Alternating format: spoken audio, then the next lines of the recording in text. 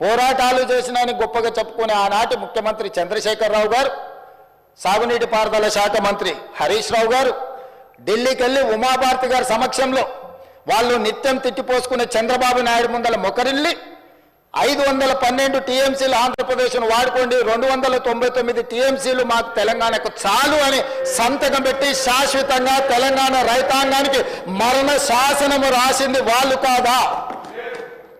2021లో ప్రతి సంవత్సరం వచ్చి రెన్యువల్ చేసుకునేందుకు మాకు ఓపిక లేదు, తీరిక లేదు, ఫామ్ హౌస్ల నుంచి మేము రాలేము.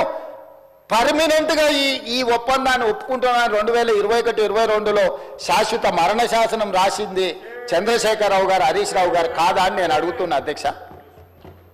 ఇవాళ మేము వచ్చిన తర్వాత వీటిని పరిశీలించి పరివాహక ప్రాంతాన్ని లెక్క పెడితే 68% తెలంగాణకు రావాలి, 32% ఆంధ్రప్రదేశ్కు పోవాలి, మాకు 70% నీళ్లను కేటాయించండి అని గతంలో చేసిన ఒప్పందాలను అన్నిటినీ తిరగరాయాల్సిందే అని పదే పదే ఢిల్లీకి వెళ్ళి ప్రధానమంత్రిని మొదలు పెడితే జలశక్తి మినిస్టర్ వరకు గతంలో ఉన్న మంత్రిని, ఇప్పుడున్న మంత్రిని పదే పదే ఉత్తమ్ కుమార్ రెడ్డి గారు, నేను ఉన్నతాధికారులు వెళ్ళి కలిసి కృష్ణా పరివాహక ప్రాంతం 70% మాది ఉంది, 30% ఆంధ్రప్రదేశ్ ఉంది, నీళ్లు మాత్రం 66% ఆంధ్రప్రదేశ్ తీసుకుంటుంది, 34% మాకిస్తుంది.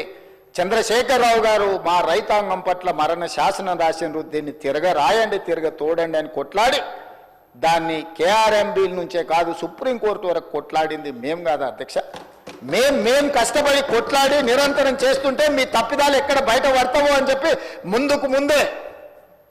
ముందుకు ముందే ఎగబడి అబద్ధాలు చెప్పి ఎదురు దాడి చేసి ఎంతకాలం బతుకుతారు అధ్యక్ష? ఇవాళ నేను గుర్తు చేయదలుచుకున్న అధ్యక్ష, ఆనాడు తమరుగూడ శాసనసభ్యులు 2004లో డాక్టర్ వైఎస్ రాజశేఖర రెడ్డి గారు ముఖ్యమంత్రిగా ఉన్నప్పుడు కడప ఇన్ఛార్జ్ మినిస్టర్ ఎవరు అధ్యక్ష? కీర్తిశేషులు నాయన్ నరసింహారెడ్డి గారు కాదా?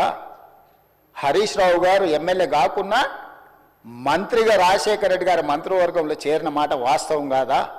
రాజశేఖర రెడ్డి గారి ఆశీర్వాదంతో కేంద్రంలో మంత్రి అయింది చంద్రశేఖరరావు కాదా అధ్యక్ష?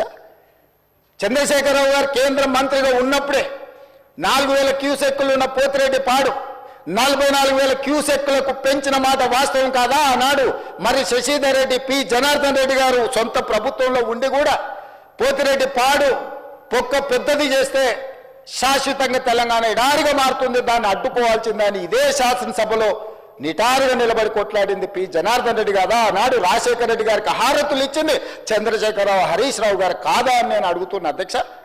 ఆనాడు మంత్రివర్గంలో ఉన్న మీరు, ఆనాడు కడప జిల్లా ఇన్ఛార్జ్ మంత్రిగా ఉన్న నాయన్ నరసింహారెడ్డి గారు, మీరు శాశ్వతంగా తెలంగాణ హక్కులను తాకట్టు పెట్టి తెలంగాణ నిడారిగా మార్చి నా పాలమూరును, నల్లగొండను, రంగారెడ్డి జిల్లాను వలసల జిల్లాలుగా మార్చి, ఫ్లోరైడ్ జిల్లాలుగా మార్చి ఈ రైతులను పొట్టన పెట్టుకున్నది మీరు కాదా? మీ నీతి, మీ జాతి తెలంగాణ సమాజం మర్చిపోయిందని మీరు అనుకుంటున్నారా? ఆనాడు మేము లేమా ఈ సభలలో? శాసనమండలిలో నేను లేనా? ఇడున్నోళ్ళు చాలామంది ఆనాడు శాసనసభ్యులు కాదా? శ్రీధర్ బాబు గారు, ఉత్తమ్ కుమార్ రెడ్డి గారు ఆనాడు ఈ సభలో లేరా? వెంకటరెడ్డి గారు లేరా? అధ్యక్ష, ఎవరిని మభ్యపెట్టాలని ఈరోజు మాట్లాడుతున్నారు అధ్యక్ష? ఉమ్మడి రాష్ట్రంలో రాజశేఖర రెడ్డి గారి మంత్రివర్గంలో రాజశేఖర రెడ్డి సహకారంతో కేంద్ర మంత్రివర్గంలో ఉన్న చంద్రశేఖరరావు, హరీష్ రావు గారు ఆనాడు అడ్డుకుని ఉంటే పోతిరెడ్డి పాడు పొక్క పెద్దదై ఉండేదా? తెలంగాణకు అన్యాయం జరిగి ఉండేదా అని నేను అడుగుతున్నా అధ్యక్ష. అది పక్కన పెట్టండి అధ్యక్ష. కాంగ్రెస్ పార్టీ శ్రీమతి సోనియా గాంధీ గారు ఆనాడు ఆల్ పార్టీ కమిటీలో ఉత్తమ్ కుమార్ రెడ్డి గారు తెలంగాణ తరఫున రిప్రజెంట్ చేసిండ్రు. అఖిల పక్షాన్ని పిలిచినప్పుడు కేంద్ర హోంశాఖ తెలంగాణ రావాలి అని వారు వాదనలు వినిపించిన తర్వాత జూన్ 2, 2014 నాడు తెలంగాణ రాష్ట్రం ఏర్పడ్డ తర్వాత ఆనాడు ఉమ్మడి రాష్ట్రంలో 2011-12లో కిరణ్ కుమార్ రెడ్డి గారి మీద ఒత్తిడి తీసుకొచ్చి పాలమూరు రంగారెడ్డి ఎత్తిపోతల కోసం, సర్వే కోసం, నిధుల కోసం, ప్రాజెక్టుల కోసం ఈరోజు డీకే అరుణ గారు బీజేపీలో ఉండొచ్చు కాక డీకే అరుణ గారు, చిన్నారెడ్డి గారు, మల్లు రవి గారు కొట్లాడి ఆనాడు జీవో దీపించి రోజుకు 2 టీఎంసీల ప్రకారం జూరాల నుంచి నీళ్లు తరలించాలి పాలమూరు రంగారెడ్డి కానీ ప్రాజెక్టును ఆమోదింపజేసింది నిజం కాదా అధ్యక్ష? ఆ రోజు తమరు కూడా ఉన్నారు కదా అధ్యక్ష.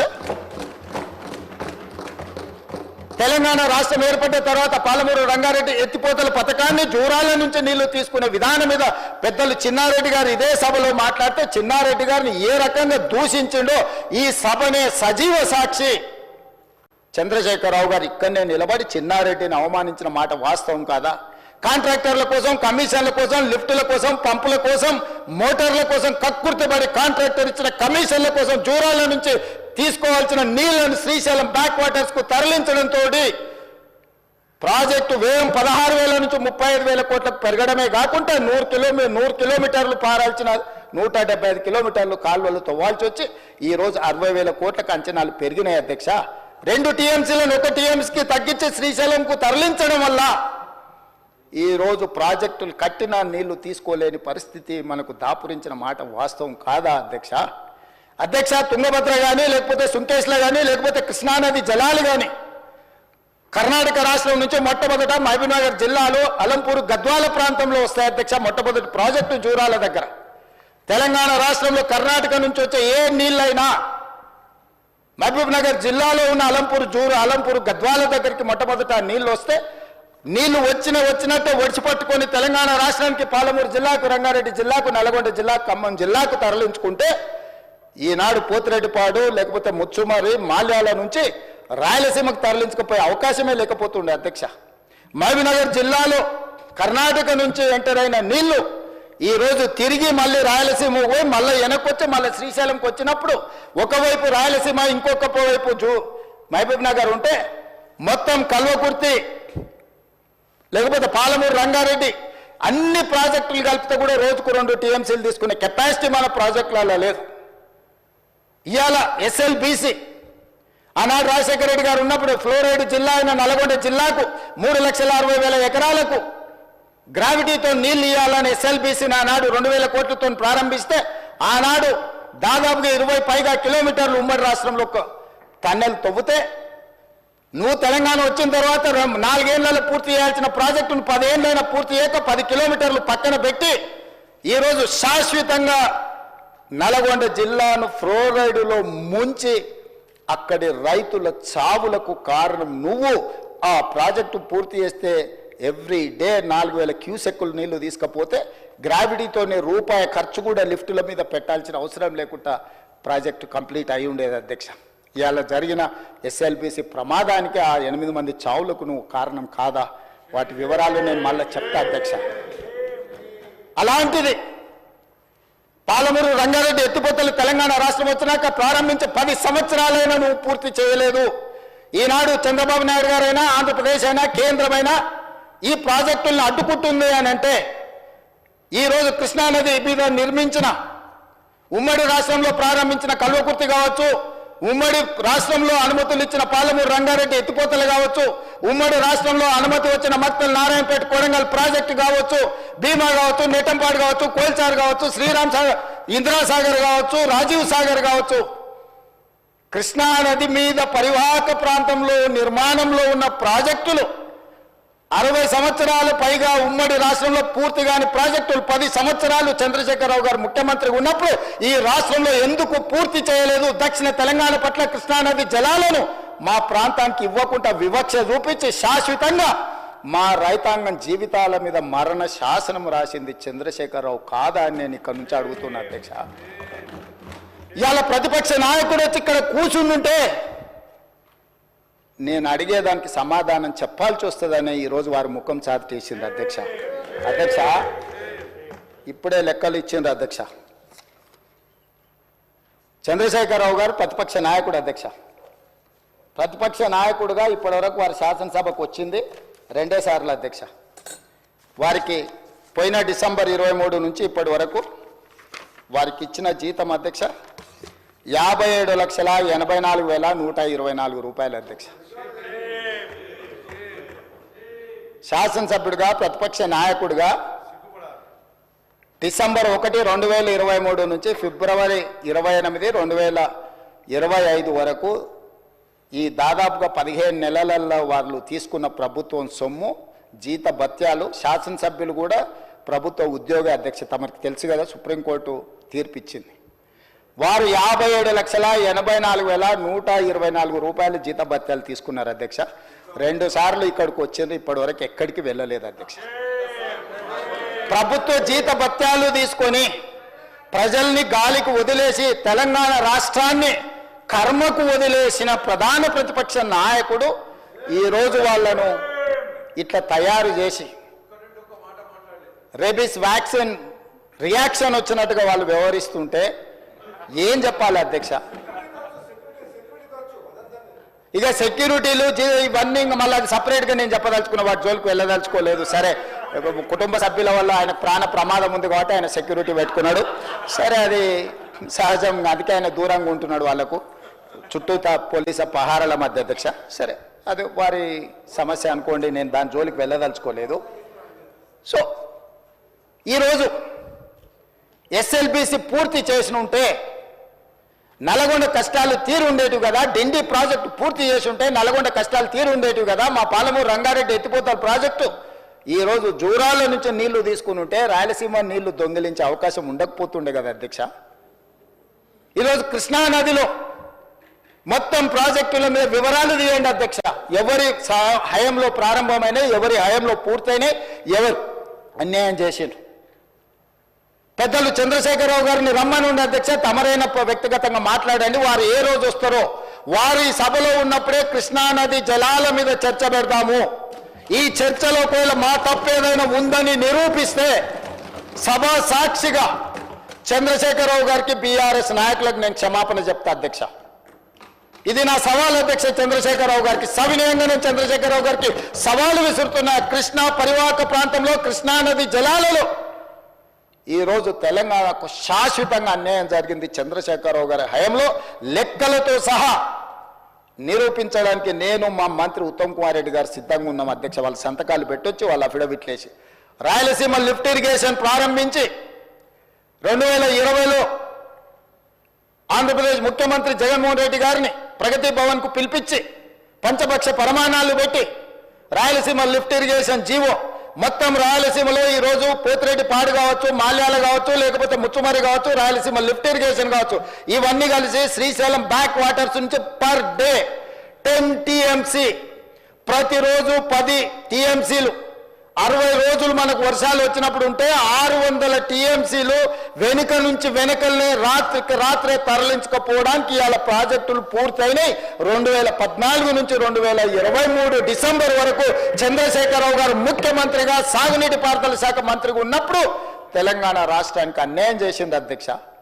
రోజుకు 10 టీఎంసీల నీళ్ళని తరలించకపోయే ప్రాజెక్టులు వాళ్ళు కొడితే చంద్రశేఖరరావు నిమ్మకు నీరెత్తినట్లుంటే నారాయణపేట నియోజకవర్గంలో గవినోళ్ళ శ్రీనివాస్ అని ఒక సామాన్యమైన రైతుతోని green tribunal, national green tribunal చెన్నైలో కేసు వేయించి ఆ ప్రాజెక్టుల మీద స్టే తీసుకొచ్చి ఈ ప్రాజెక్టులో అనుమతులు లేకుండా, పర్యావరణ అనుమతులు లేకుండా ప్రాజెక్టులు నిర్మిస్తున్నారన్న ప్రాజెక్టుల మీద స్టే ఒక పాలమూరి అతి సామాన్యమైన రైతు కుటుంబం నుంచి ఒక రైతు స్టే తెచ్చిన తర్వాత మేము గగ్గోలు పెట్టి లొల్లి పెట్టి రాళ్లతో కొడతామని పాలమూరు జిల్లా రైతులు తిరగబడ్డ తర్వాత ఆ పిటిషన్లో రాష్ట్ర ప్రభుత్వం ఇంప్లీడ్ అయింది అధ్యక్ష. ఇది ఎక్కడ చూద్దాం అధ్యక్ష?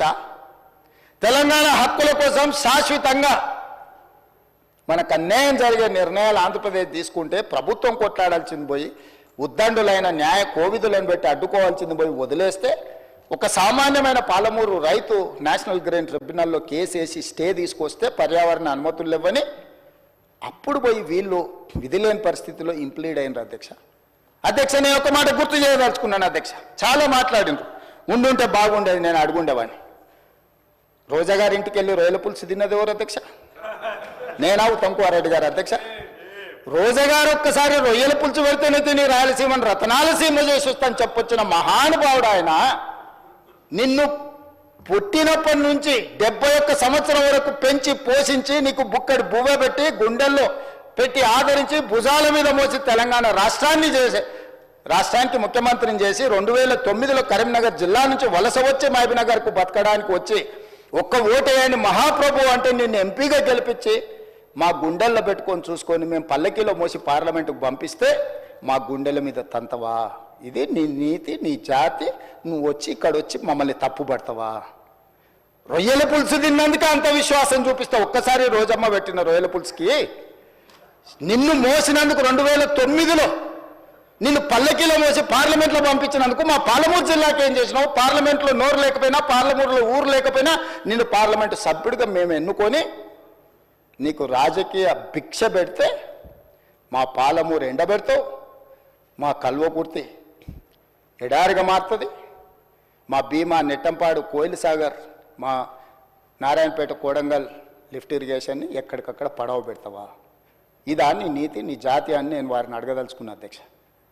అందుకే అధ్యక్ష ఇవాళ జూరాల నుంచి నీళ్లు తీసుకొని ఉంటే శ్రీశైలం వెనుక జలాలను మనం తీసుకోవాలన్న కుట్ర కేవలం కాంట్రాక్టర్ల కమిషన్ల కక్కుర్తిపడి అమ్ముడు పోకపోయిన ఉంటే ఇవాళ బాజాప్తా రోజుకు 5-6 టీఎంసీలు ఇక్కడ నుంచి మనం తరలించుకుంటే రాయలసీమ కాదు ఆంధ్రప్రదేశ్లో ఎవరున్నా గిలగిలలాడి మన ముందర మొకరిల్లేవాళ్ళు.